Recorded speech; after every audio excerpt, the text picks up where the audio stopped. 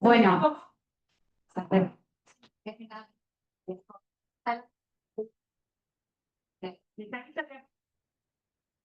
estoy un poco cansada. Gracias. Bueno, entonces me quedo acá cerca de la computadora y a ver si me aguanta, sí. Me voy a quedar acá cerca porque algunos están conectados. ¿Me presento?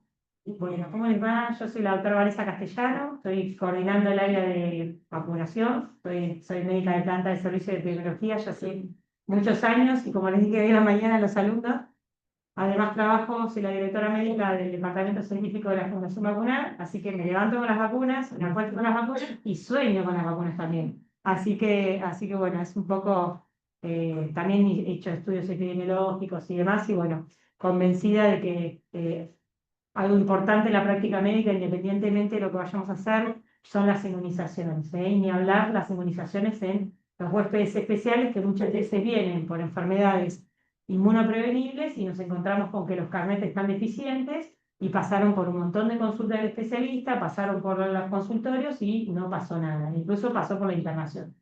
El último paciente más grave que vimos fue el año pasado, un chiquito post-trasplante de médula ósea, 12 años, ya hacía más de 2 años de trasplante y se entornó, no sé si le fue en la unidad o la unidad 9, por una neumonía, por influenza, y hizo un derrame y una sepsis por neumococo. Entonces, bueno, y no tenía 0 vacunas, 0. Y además era un chico que vivía en un hogar, así que doble responsabilidad, porque nosotros teníamos que velar por la salud de este paciente. Bueno, entonces vamos a hacer un recorrido, a ver si avanza esta. La primera siempre que cuesta, ¿no? Siempre cuesta. Ahí está. Bueno, entonces vamos a avanzar un poco para entender la epidemiología del cáncer pediátrico, capaz que ya lo vieron. ¿Cuáles son las inmunizaciones del paciente con cáncer? La inmunización post-trasplante de médula ósea que tiene características particulares, porque yo digo, vuelven a nacer los pacientes, su médula vuelve a nacer, y después tener en cuenta todo lo que es los convivientes, inmunización de la familia, de los convivientes y por supuesto del personal de salud. Y si llegamos podemos hacer unos casos clínicos. Entonces, lo que vemos que en los últimos años, gracias a un montón de medidas como el control de enfermedades prevalentes, el saneamiento ambiental, la extensión del sistema de salud, se redujo la mortalidad infantil por enfermedades infecciosas, pero quedando el cáncer como primera causa de muerte por enfermedad en niños entre 5 a 14 años. Este es el registro oncohematológico oncopediátrico hospitalario argentino, que muestra algunos datos interesantes en cuanto a los tipos de cáncer y la carga.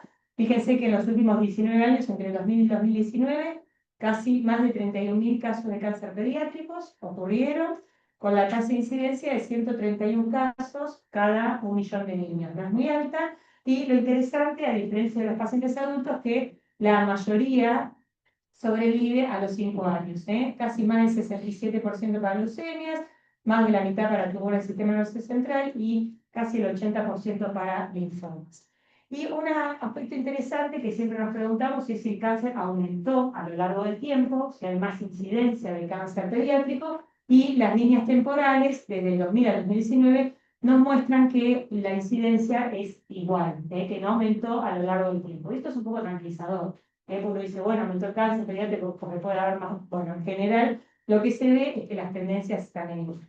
Bueno, desde el punto de vista social, sabemos que la salud no es lo mismo en todos lados, y lo que he dicho, Dios atiende, está en todos lados, pero atiende en Buenos Aires, y esto tiene que ver también con los casos oncológicos. Fíjense que en líneas generales para todo el país, casi el 50% de los casos reportados migran a centros asistenciales de mayor complejidad para recibir su tratamiento.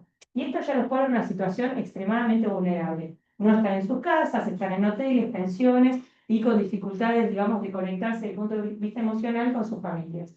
Entonces, veamos, por ejemplo, para la provincia de Buenos Aires, para la ciudad de Buenos Aires, el 73% son de Cava y un tercio son de la provincia de Buenos Aires. Y, por ejemplo, en Misiones, casi un 50% migran a Ciudad de Buenos Aires, otros a provincia y un 40 y pico % se queda en Misiones. O sea que la mitad va a venir de otros lugares. Y otro aspecto interesante en cuanto a la epidemiología es si la sobrevida aumentó a lo largo del tiempo. Y lo que se observó es que cuando valoramos por distintos periodos, de 2000, 2005, 2008, 2019, la sobrevida aumentó en el último periodo, lo que significa que tenemos más sobrevida, mejores accesos al alimento, pero pueden quedar pacientes con patologías crónicas y a veces son derivadas de algún evento adverso a la quimioterapia, el riesgo de la reincidencia, alguna secuela por alguna infección en particular. Entonces son chicos que quedan y quedan muchos con alguna discapacidad o alguna secuela. Bueno, desde el punto de vista de las vacunas y la incidencia del cáncer, casi más de un tercio son por leucemias, ¿eh? Y ahí ya nos pone en la prueba con respecto a las inmunizaciones. Necesitamos una médula ósea competente para hacer respuesta, seguido de la incidencia de tumores del sistema nervioso central, 20%, linfomas y tumores reticuloendoteliales, el 11%. Bueno, existen vacunas para la prevención del cáncer, ¿de cuáles son? ¿Cuáles son las dos vacunas? HPV y hepatitis B. ¿Sí? Y también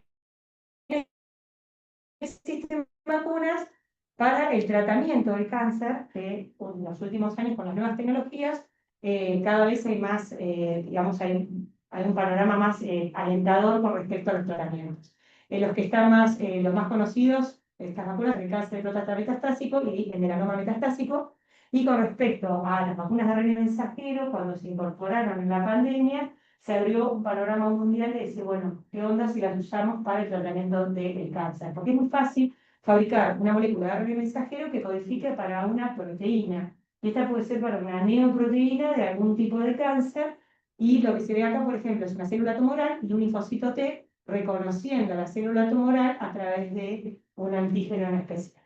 Entonces, el desafío a futuro va a ser generar vacunas de ARN mensajero que vayan directamente a ciertos antígenos que estén en las células oncogénicas y no en las células humanas. Y la idea a futuro va a ser que el objetivo sea tanto de prevención como terapéutico, para evitar también las recaídas.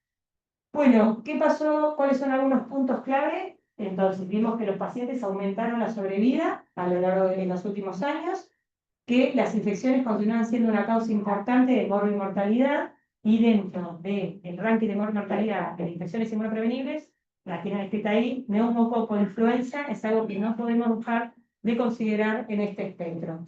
Y por otro lado, sabemos que tenemos un desafío que la respuesta inmunológica de estos pacientes obviamente, va a estar reducida. Sin embargo, con algunas vacunas y sobre todo de pacientes que ya tienen antecedentes de haber estado vacunados, podemos ver que puede existir protección.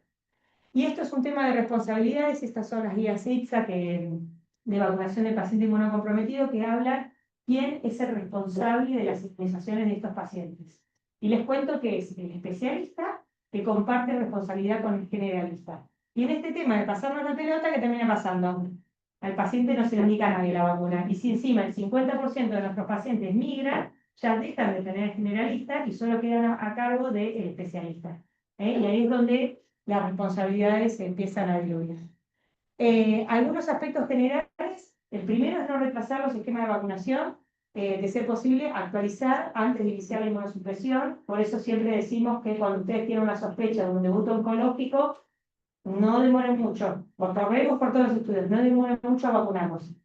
Preferir una vacuna de más y después se descarta que una vacuna de menos. Nadie los va a envenenar porque el paciente al final se descartó que era una enfermedad oncológica. Pero si llega a ser una enfermedad oncológica y si lo pudimos dar al menos 10 o 14 días antes del inicio de la quimioterapia, ya le estamos dando un beneficio tremendo al paciente en cuanto a la respuesta de la vacuna. Bueno, los pacientes inmunocomprometidos no deben recibir vacunas a virus vivos atenuados y esto ocurre también cuando tenemos la sospecha. Si hay una sospecha, no le vamos a dar una vacuna a virus vivo porque entre la vacuna y una inmunosupresión tenemos que dejar pasar 4 semanas. No le vamos a demorar un tratamiento quimioterápico. Todas las vacunas inactivadas se pueden dar y muchas veces necesitamos para algunas enfermedades determinar títulos de anticuerpo para evaluar susceptibilidad o inmunidad. Por ejemplo, hepatitis B. Bueno, si el paciente recibió la vacuna 2 semanas antes de iniciar el tratamiento quimioterápico, esa vacuna la vamos a considerar válida. y que si no fue en esos 14 días, vamos a repetirlo una vez que esté inmunocompetente. Y si el paciente recibe durante el tratamiento de inmunosupresión, todas esas dosis que le vamos a aplicar las tenemos que repetir cuando termine a los 3 meses de finalizada la quimio. Pero no significa que no se la vamos a dar. Significa que ese paciente durante la quimio recibe una vacuna que puede tener una dosis subterapéutica y que cuando termine le vamos a volver a reforzar. No es más darle más vacuna. Bueno, conviviente el equipo de salud fundamental y la PPD también no es una vacuna, pero siempre tenemos una sospecha de un paciente oncológico, rápidamente lo solicitamos la PPD. Bueno, entonces, el calendario nacional de vacunación contempla las vacunas del calendario, las comunes para todos los chicos. También tiene un programa muy importante, que nosotros somos pioneros en este hospital, el programa de huésped especial, pero que en el 2014, con el tema de mejorar el acceso a la salud y la equidad de estos pacientes, se incorpora a nivel nacional el programa de huéspedes especiales, en donde dicta que algunos chicos van a recibir algunas vacunas diferentes al calendario de vacunación o algunas vacunas especiales. Entonces, este es el programa de vacunación de huéspedes especiales que con todas las novedades que hay quedó un poquito demorado, pero tengan en cuenta que ya, digamos, en el 2014 comenzó y nosotros tenemos unas guías hospitalarias que son del 2018, que también, que no se llenó, yo lo mandé adelante, pero ahora que llegan tarde a responder. Bueno, entonces tenemos las guías hospitalarias que están publicadas en la revista del hospital, que son del 2018, que tienen algunas pequeñas diferencias con las guías nacionales, pero van todas en la misma línea. Dar vacunas especiales a quien lo requiere. Bueno, ¿qué pasa con las neoplasias hematológicas? Son una causa importante de OPV, a veces no encontramos un momento adecuado para vacunar y otras veces se nos pasa el paciente y no lo vacunamos. A pesar de no contar con estudios randomizados que evalúen la eficacia clínica, es el grupo de mayor riesgo para tener enfermedades infectocontagiosas. Idealmente hay que inmunizarlo antes de iniciar el tratamiento, a veces no es fácil, sobre todo un debut, digamos, leucémico, donde el paciente está muy comprometido, es poco probable que responda a las vacunas. Las vacunas de virus vivo y varicela están contraindicadas. Incluso hay casos fatales por la vacuna de varicela en huéspedes hemato-oncológicos. Y las vacunas conjugadas demostraron ser inmunogénicas en este paciente. Y este es un modelo de tratamiento de un paciente con LLA, que es la leucemia más común. No es exhaustivo, pero lo quiero mostrar para que vean cuando ustedes nos vienen a hacer una consulta que no siempre es fácil tomar la decisión de cuándo lo vacunamos. Las guías del manejo del paciente con cáncer dice lo antes posible. ¿Lo antes posible de qué?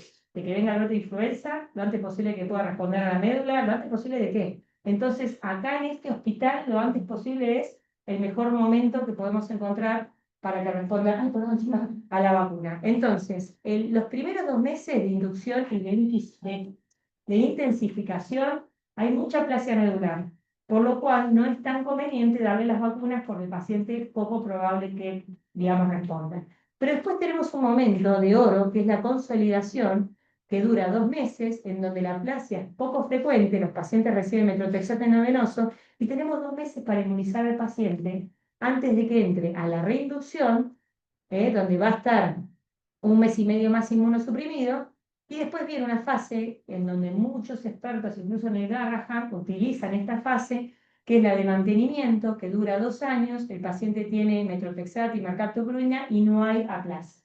Entonces, lo ideal es conversar con nosotros, los especialistas en vacunas, y ver el mejor momento para inmunizar al paciente. No es lo mismo un paciente que viene con un esquema 2+1 de vacuna PCV13 que un paciente que no tiene ninguna dosis de vacuna PCV13 o no recibió la PCV20. O sea, no es lo mismo. Tenemos que evaluar la historia del paciente, la edad del paciente, en qué estado de salud se encuentra su médula y ver cómo vacunar. El otro punto importante, que creo que lo voy a tomar una sola vez, es con respecto al número de plaquetas. Estos pacientes solamente suelen tener plaquetopenia y en el hospital usamos como punto de corte los 30.000 plaquetas para vacunar a los pacientes. ¿Dónde está escrito? En ningún lado. ¿Qué experiencia tenemos? Los 50 años que está abierto el vacunatorio. Con ese punto de corte no hemos tenido ningún sangrado post vacuna. Pero 30.000 es lo que vamos a aceptar como para vacunar a estos chicos. Bueno, y esto es de un congreso que fui, que me pareció re interesante. Fíjense, pacientes vacunados, pues que pacientes que estaban en quimioterapia que los vacunaron durante el mantenimiento. Y lo que vieron, que tanto en los que habían tenido, no tenían antecedentes de vacuna, como los que tenían antecedentes de vacuna, cuando le dieron el booster en la etapa de mantenimiento, casi el 90% de los pacientes respondieron a la vacuna de neumococo. O sea, ¿qué significa esto? Hay esperanzas para que el paciente, a pesar de estar en tratamiento, pueda responder a las vacunas neumocóxicas, que son nuestro norte, esa vacuna principal. Así que bueno, si tiene antecedente de vacunación y tenemos una reserva, digamos, de médula como para generar una respuesta de celular, genial, y ya lo vimos.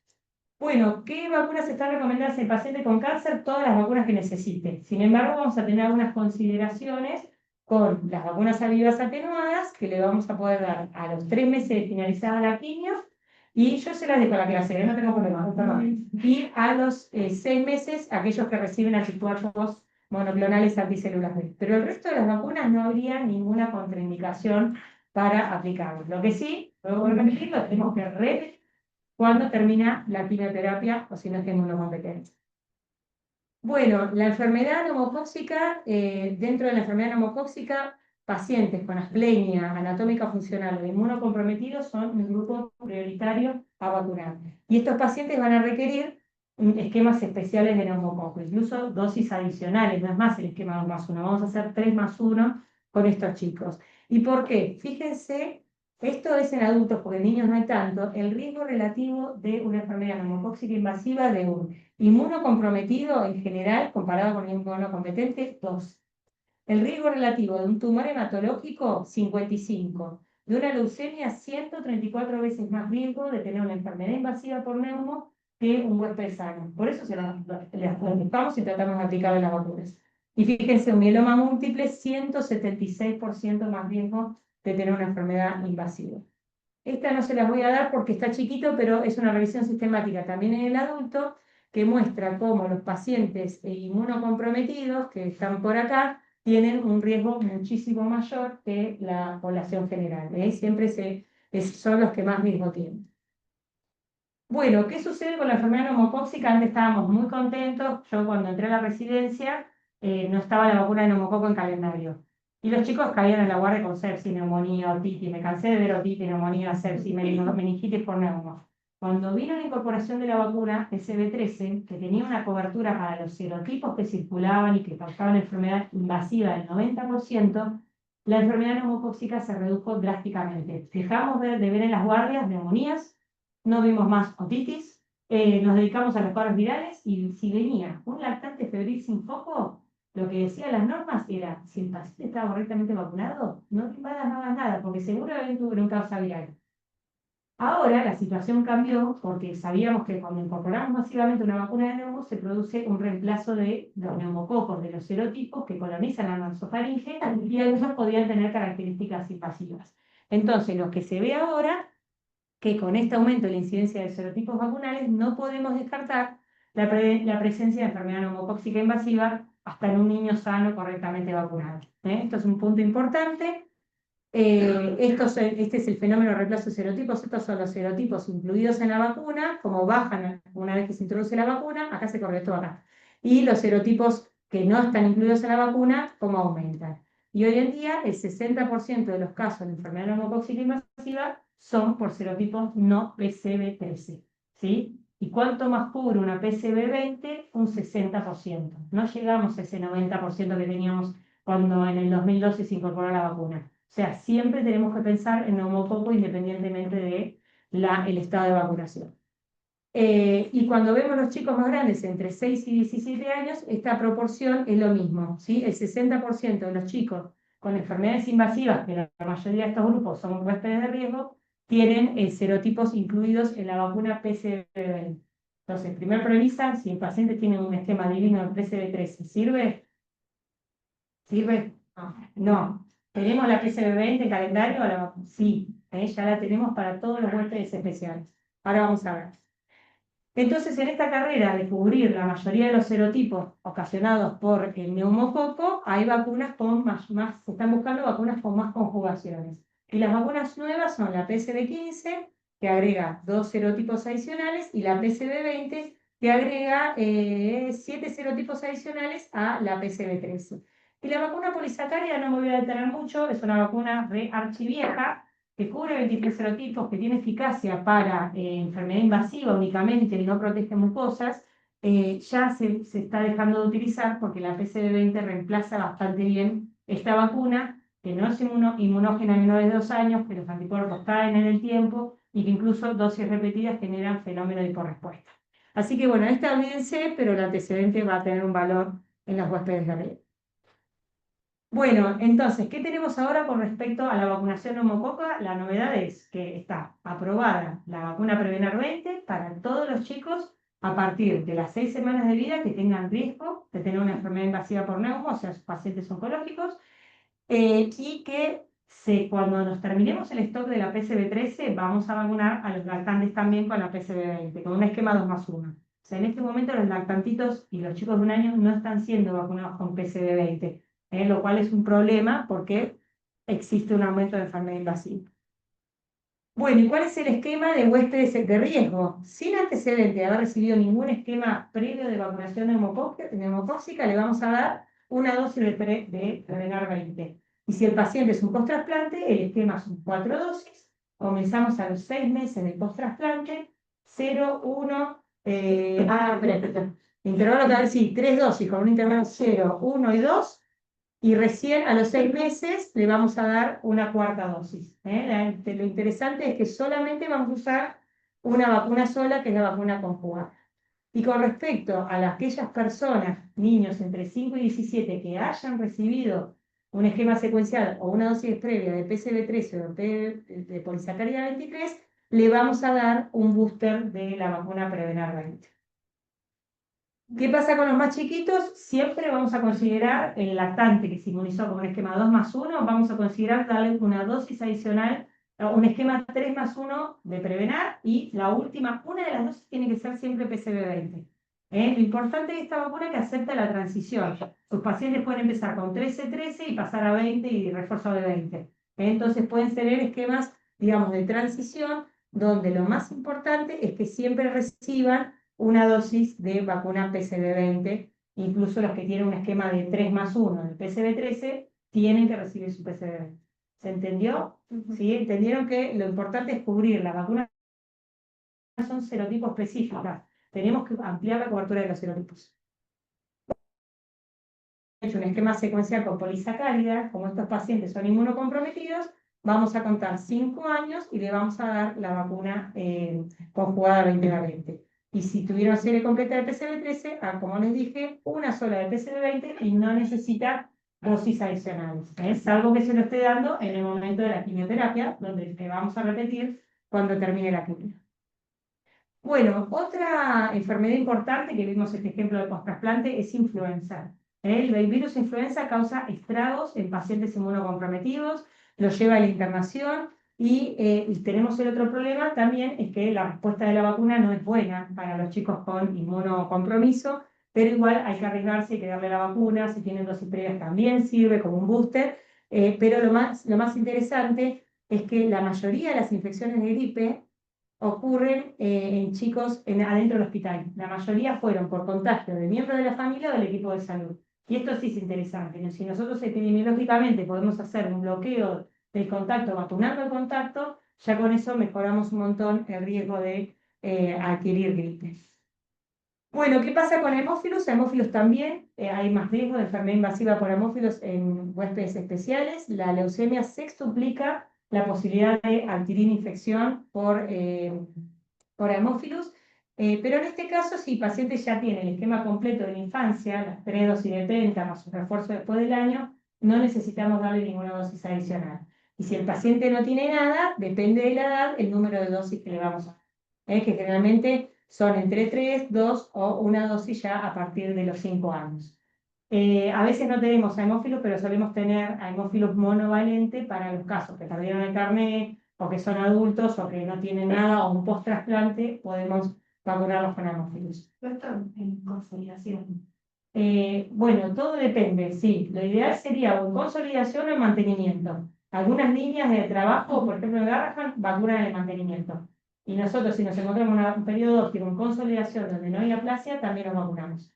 Es difícil. Pacientes que vemos internados, ellos van a ser siempre tanto como que por ahí no los ven más que mato. Sí, que no están claro. son todos aplásticos. Claro, tal cual. No. Por eso, no. Pero ella llega al final del tratamiento sin la vacunación. Y bueno, tratamos, a ver, cuando vienen nos consultan en internación, vemos qué situación está y tratamos de decirle, por favor, ponerle las vacunas al altar. O sea, o ponerle que queda pendiente esta vacuna cuando esté en este periodo. O a veces vienen y el paciente está en un debut. Y bueno, siempre hay que mirar el antecedente del paciente, qué dosis previa tenía, qué situación epidemiológica estamos. Si estamos en un brote de gripe, yo no voy a esperar al paciente en el momento ideal. Yo le enchufo la vacuna y le vacuno a todos los convivientes. Siempre y cuando tenía las plaquetas, pero tampoco voy a mirar tan incisivamente en qué momento de tratamiento está porque ya el riesgo está ahí. Entonces, mejor vacunarlo y que lo proteja algo que no darle nada. Es toda una decisión, por eso es muy artesanal el manejo del paciente con leucemia sobre todo. Bueno, con respecto a la hepatitis B, todos los pacientes con cáncer tienen que ser testeados porque tienen riesgo de adquirir hepatitis B, sobre todo si reciben múltiples transfusiones, y consideramos el paciente que está correctamente inmunizado, el que tiene más de 10 unidades por mililitro de antígeno de superficie de hepatitis B. No pidan otra cosa, antígeno HBS de hepatitis B. Y con hepatitis A, el esquema siempre es de 2 dosis, porque el paciente inmunocomprometido que adquiere una hepatitis A tiene más riesgo de falla fulminante. Entonces le vamos a completar el esquema. Ustedes saben que en calendario es una monodosis, pero estos pacientes le damos 2 dosis. Bueno, otro aspecto interesante es la vacunación para meningo. Y acá nos metemos en un terreno un poco empantanado porque los lineamientos nacionales hablan de que tenemos que cubrir con meningococo a aquellos chicos que tienen asplenias anatómicas o funcionales. Y cuando vamos a ver el grupo de las asplenias funcionales, nos encontramos con que los pacientes oncológicos son parte de este grupo. Linfoma, mieloma, enfermedad de injertos versus trasplante de células precursoras, leucemia, trasplante de órganos sólidos, desórdenes mieloproliferativos y altas dosis de esteroides que se suelen usar muchas veces en los tratamientos, son una indicación para utilizar vacunas de meningo. ¿Cuántas vacunas de meningococo tenemos en el hospital? ¿Cuáles son las vacunas de meningo? Dicen bajito. La vacuna meningocócica conjugada ACWY, no, esa es la Nimenrix, era Menveo, ahora se llama Nimenrix, cambió la marca comercial y cambió la proteína cargadora, es un poquito mejor. Y después está la vacuna Bexero, que es la vacuna proteica para meningococo B, que también es cuadrivalente porque dice multicomponente, porque tiene 4 componentes que hacen que, digamos, que machee un poco más para los serogrupos del B. Entonces, acá tenemos, yo acá les traje el cuadrito de todas las 3 vacunas conjugadas cuadrivalentes. La que usábamos en calendario era Menveo, que ahora transicionamos a vacuna Animalrix por un tema de costo y porque la vacuna Animalrix te ahorras algunas dosis porque el esquema es más simplificado. Lo que se busca ahora con las vacunas es menos dosis igual eficacia.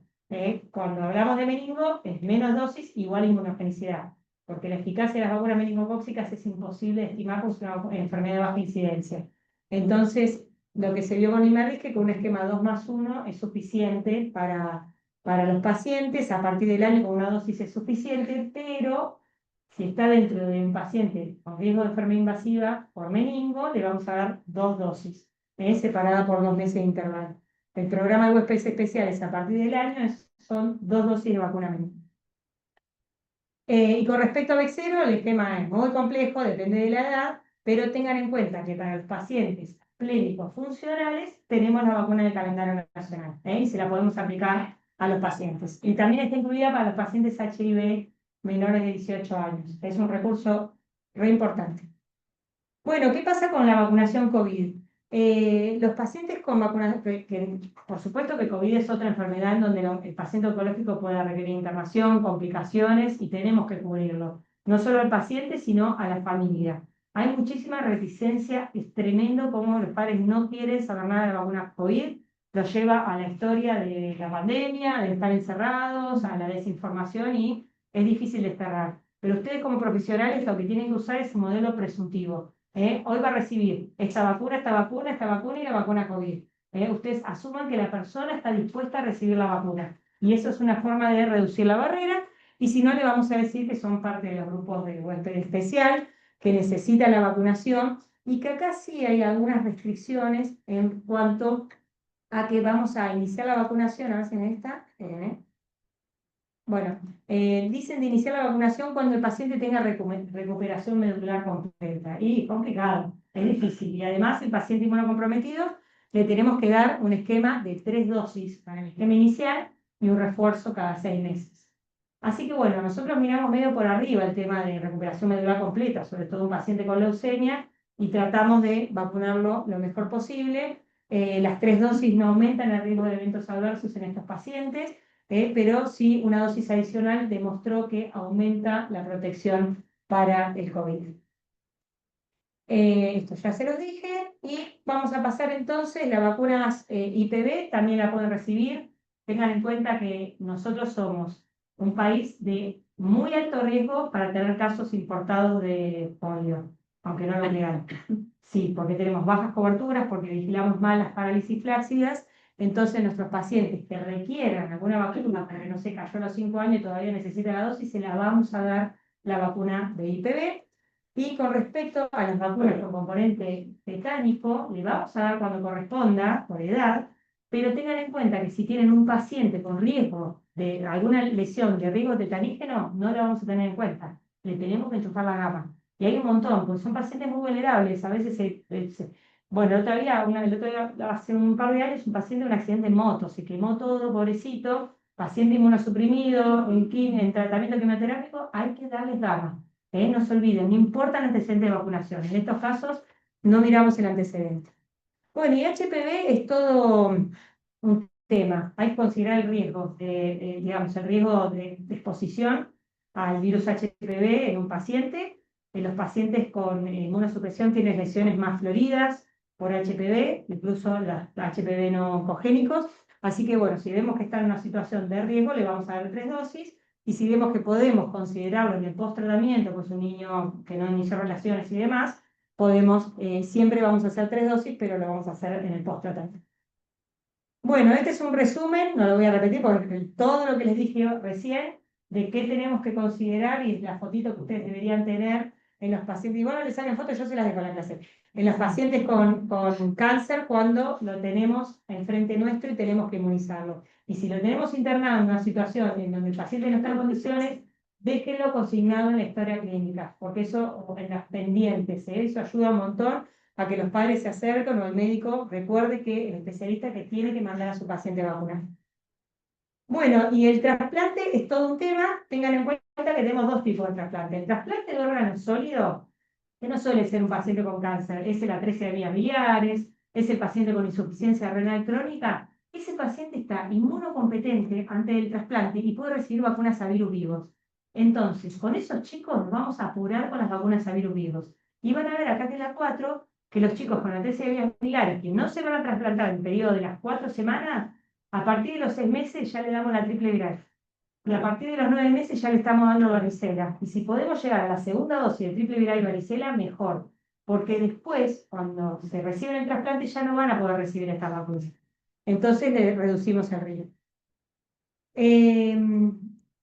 Pero otra situación es el trasplante de médula ósea, en donde antes se esperaba 2 años para dar cualquier vacuna. Pero esto ya cambió hace muchos años, en donde a partir del 4.º mes ya podemos considerar post-trasplante, vamos a considerar la vacuna de gripe, y a partir del 6.º mes empezamos neumo, meningo, hemófilus, vacuna del toxoide. Entonces, bueno, nos recibimos con mucho cariño en el hospital y después medio como que brindamos cuando terminan todo su esquema de vacunación, porque es un montón lo que reciben estos chicos, pero bueno, sabemos que es por su bien y porque tienen que volver a recuperar su médula con toda la inmunidad de las vacunas.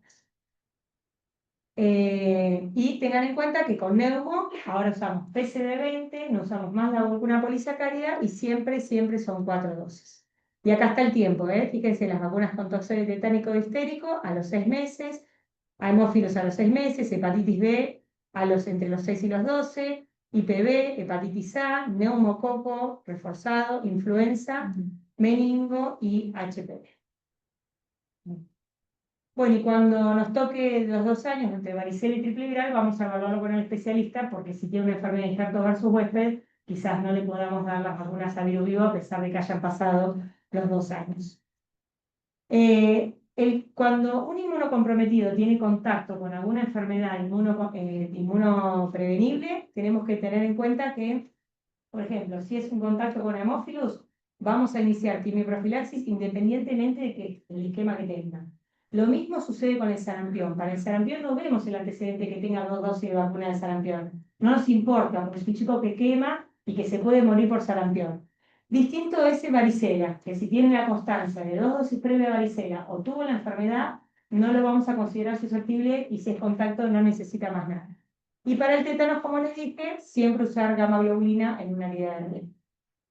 Bueno, los convivientes siempre tienen que tener vacunas. Primero, del adulto, si es un conviviente, todo adulto tiene que tener 2 dosis de doble o triple viral, el esquema antitetánico completo y tiene que tener el esquema de hepatitis B completo porque es universal. Esas son las 3 que tiene que tener el adulto, que cuando vienen a consultar a mí ya sabemos que empezamos tic, tic, tic, esas 3.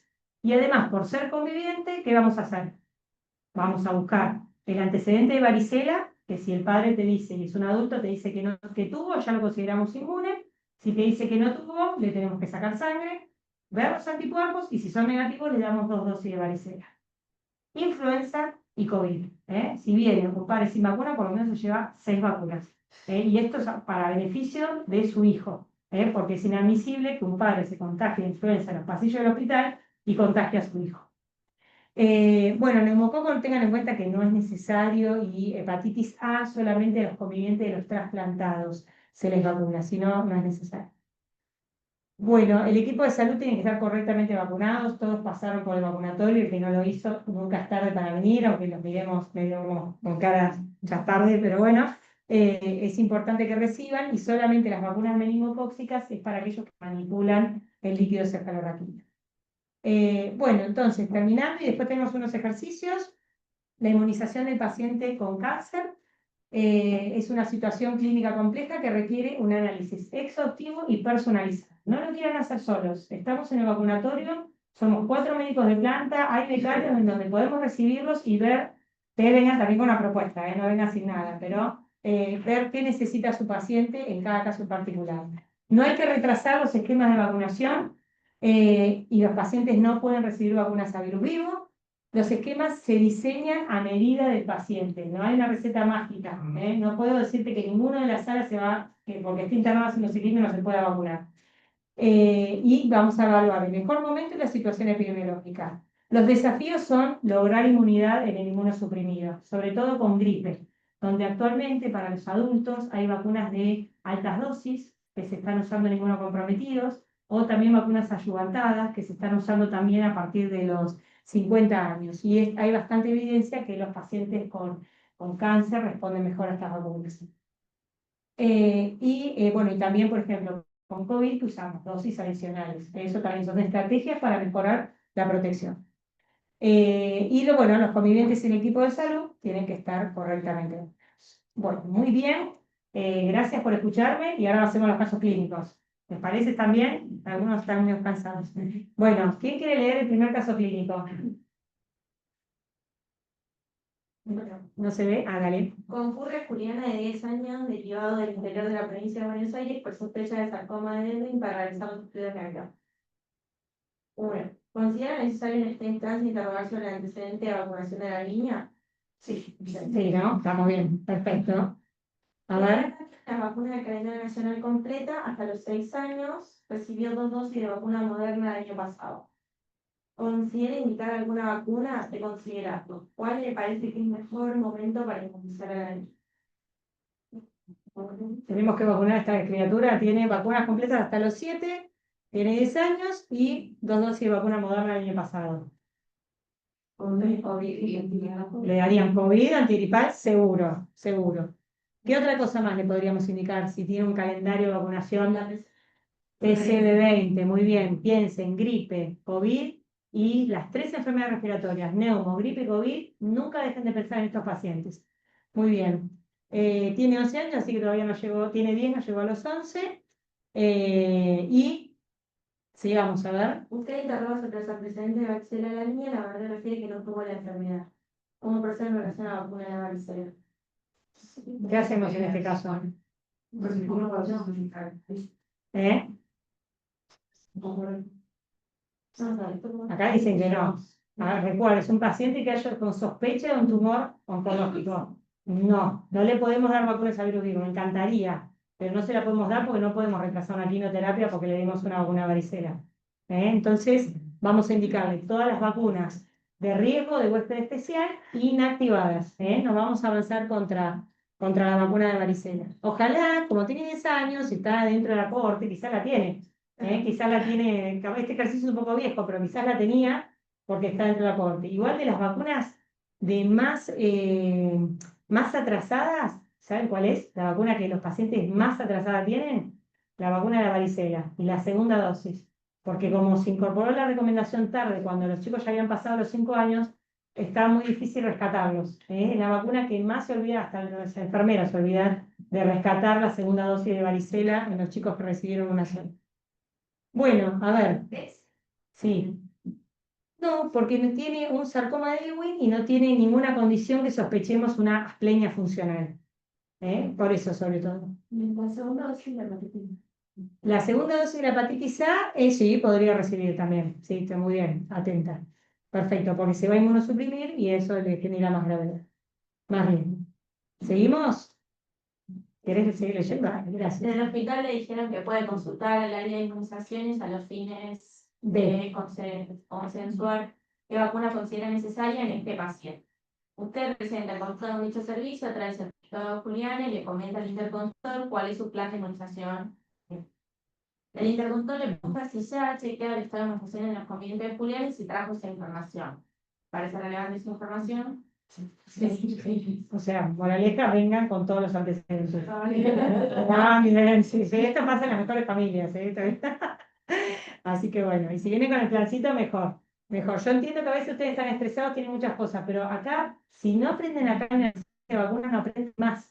Les va a costar un montón de remontarlo. Así que, bueno, para nosotros es importante que vengan con una idea, con un pensamiento, y siempre puede faltar. Mira, a mí me faltó la hepatitis A recién. O sea, te pueden pasar que te olviden. Por eso es bueno consultas. Bueno, ahí vienen los casos. A ver. Juliana vive con dos hermanos, Manuel de 24 meses y Esteban de 15 años, el papá y la mamá. Manuel tiene la vacuna del calendario completa para la edad, recibió una dosis de varicela a los 15 meses y la vacuna antigripal, 2 dosis este año. ¿Quieren ir uno por uno? Sí, sí. Así nos mareamos, que están cansados. Manuel, entonces, ahora tiene 24 meses y tiene las vacunas completas hasta los 15 y 2 dosis de antigripal. ¿Qué le podemos ofrecer a Manuel? ¿COVID? No, porque el conviviente no tiene indicación de las vacunas neumocóxicas. No, no hay indicación, no hay más riesgo de que lo contagie. Este chico igual debería tener su esquema de PCV 13 o 20, lo que tenga en ese momento completo. Tiene 2 dosis de gripe este año. ¿Qué les parece? ¿Cuál es la eficacia con una dosis de la vacuna de varicela? Un chico con una dosis de vacuna de varicela, ¿se puede enfermar de varicela? Sí. ¿Y Manuel podría contagiar a la hermana Juliana? Sí. Entonces, en estos casos, nos vamos a asegurar que el paciente tenga la mejor eficacia posible, efectividad. Vamos a darle la segunda dosis de varicela. Nos adelanta, ¿Cómo? ¿Qué distancia? ¿Con qué distancia? El intervalo mínimo son un mes. Y como recibió a los 15 y ya tiene, recibió a los 15 y tiene 24, estamos re bien. Entonces, lo que hacemos con el conviviente pequeño de inmunosuprimido es completar el esquema de vacunación sin esperar que llegue a los 5 años. Porque 2 de cada 10, con una sola dosis, se pueden enfermar con varicela y contagiar al hermano inmunocomprometido. Y pasa en las mejores familias, ¿saben a qué hora pasa? Pasa los viernes a las 5 de la tarde, en la sala de espera de onco. Ese es el clásico de los brotes de varicela. No falla, no falla, es estadístico. Es el viernes, es el hermanito, es el hermano, y si quiere es el paciente oncológico. Es el hermano que tendría que estar correctamente vacunado, que estaba en la sala de espera esperando el laboratorio. Así que bueno, ya tenemos cada vez menos, porque los brotes cayeron un montón. Pero antes no saben lo que era todos los viernes, yo estaba en epidemia en esa época, era ir a buscar los contactos, habían estado todo el día jugando, las infecciones de transmisión respiratoria, así que bueno, todo bien. ¿Qué me iban a preguntar acá recién? La triple viral, que también tiene que tener 2, también se aplicaría, aunque no. Bueno, está interesante. Ahora, en este momento que estamos en campaña, porque no es una campaña tranquilita, es una campaña de respuesta a un brote de sarampión que está descontrolado. Ahora este chico tiene que recibir su campaña de sarampión, su dosis de sarampión de campaña. Muy bien. No se olviden, estamos con menos de 20% de cobertura de la campaña, estamos para atrás. No llegan los pacientes, no sabemos qué pasa, pero estamos en un momento complicado. ¿Cuál es con una sola dosis de sarampión, cuál es la eficacia para proteger? ¿Cuánto protege una dosis de sarampión?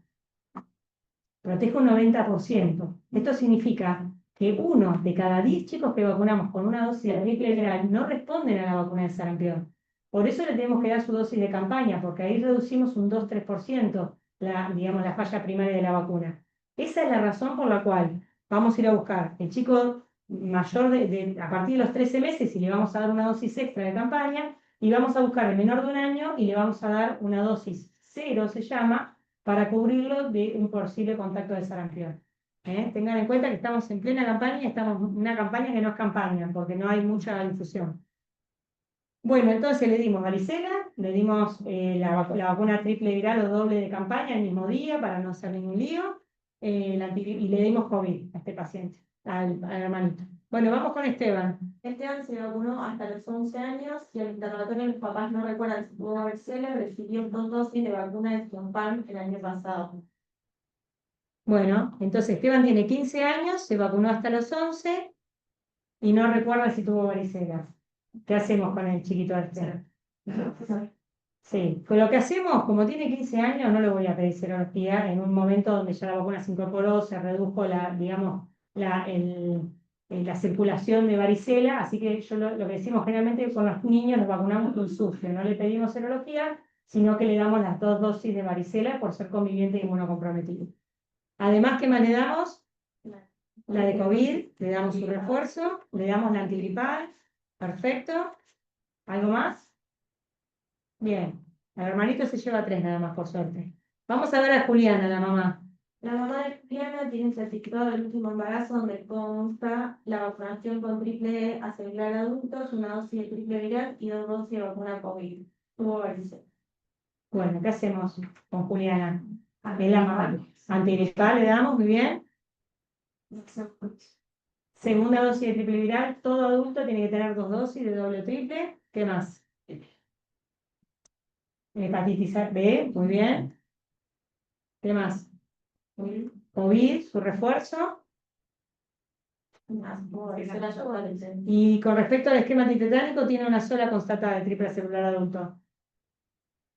Tenemos que dar las 2 que le faltan, ¿sí? Le damos una dosis ahora y en 6 meses el refuerzo. Muy bien. No, no se hace anticuerpos, se vacuna en sucio, no se testea. Solamente se testean los anticuerpos de hepatitis B, la respuesta de la vacuna en inmunocomprometido y en el personal de salud. Pero si no, se vacuna, no pasa nada. Si reciben, es la más buena que hay. La vacuna de hepatitis B no trae riesgo de efectos adversos y damos muchas dosis. Bueno, vamos con el último, papá. Y el papá no recuerda la última vez que se vacunó, no tiene certificado, no quiere que no tuvo varicela. Está calando eso. Sí, aparte es el padre, ¿viste? Perdón chico, pero no quiere más. ¿Sí? Dio 2 dosis de vacuna COVID el año pasado. Bien. Bueno, numeramos entonces. Vacunas del adulto. ¿Qué tendría que tener todo adulto? Triple viral 2 dosis. 3 dosis. Antitetánica, esquema completo. Y ahora, antigripal, COVID, muy bien. ¿Y qué hacemos con varicela? ¿Lo vacunamos o le hacemos serología? No, a este le hacemos serología. Porque este es el padre que seguro que tuvo expuesto en infancia. Lo más probable es que tenga 90% de posibilidades que tuvo varicela. Todos los adultos llegan con el 90% de cero prevalencia. Así que como es un adulto y no vamos a andar gastando plata en la vacuna, si con un anticuerpo le confirmamos que tuvo la enfermedad, hacemos primero el anticuerpo. Si es negativo, lo vacunamos. Tengan en cuenta que la mayoría son positivos. Entonces tenemos un tiempo de dar una vueltita ahí. Bueno, muy bien. Este es cortito y es solamente una sola pregunta. ¿Quiere leer a alguna otra persona? ¿O sigue leyendo acá la candidata? Listo, vamos. Tomás es un niño con síndrome de Down de 13 años que terminó su tratamiento de quimioterapia de inyección aguda hace 8 meses. Tiene las vacunas de calendario regular completa. Vacunación. PCV13, esquema 2+1 en la primera infancia. meningococo, una dosis a los 11 años. No recibió antigripal este año, triple viral 2 dosis, varicela 1 dosis, COVID 2 dosis hace 10 meses. En materia. Ay, perdón. Sí, muy ¿Cuál bien. es su sugerencia en relación a las vacunas por huésped especial y COVID-19? PCV20, sí, por su condición, por el antecedente de la leucemia y también por el antecedente de síndrome de Down. El síndrome de Down es considerado, no hay mucha bibliografía en niños, pero en adultos, un huésped de riesgo para tener enfermedad neumocóxica invasiva. Tiene un montón de condiciones anatómicas, incluso el tema de la disregulación de la inmunidad, que hace que el síndrome de Down, ustedes denle la vacuna, a pesar que no esté digamos, en el programa huésped especial especificado, indíquensela. Muy bien, entonces PCV tiene el esquema 2+1 con una sola dosis de PCV20, ya estamos. Y no tiene que repetir. Antigripal, perfecto. La segunda dosis de varicela para completarle, muy bien. La vacunación COVID, bueno, esto es interesante porque este chico tenía que tener un esquema de 3 dosis del esquema inicial. O sea, le vamos a dar una dosis ahora del esquema inicial y a los 6 meses, que sería su tercera dosis, a los 6 meses lo citamos para el refuerzo. ¿Está bien? Bueno, y con meningo en realidad no tiene más riesgo, ya terminó, la LLA no tiene más riesgo, salvo que esté con algún tratamiento, o ya terminó su LLA, así que con meningo no tenemos mucho que hacer. Pero si hubiese estado en el medio de la quimioterapia en mantenimiento, podemos considerar la vacuna meningocócica. Bueno, ahora sí terminamos. Gracias por estar atentos, son un montón, así que bueno, un placer haberlos terminado. ¿Preguntas? Guarden la clase, se las doy, ¿eh? No tengo problema. Gracias. Bueno, no, al contrario. Hay una pregunta ya, a ver. ¿Cuál es?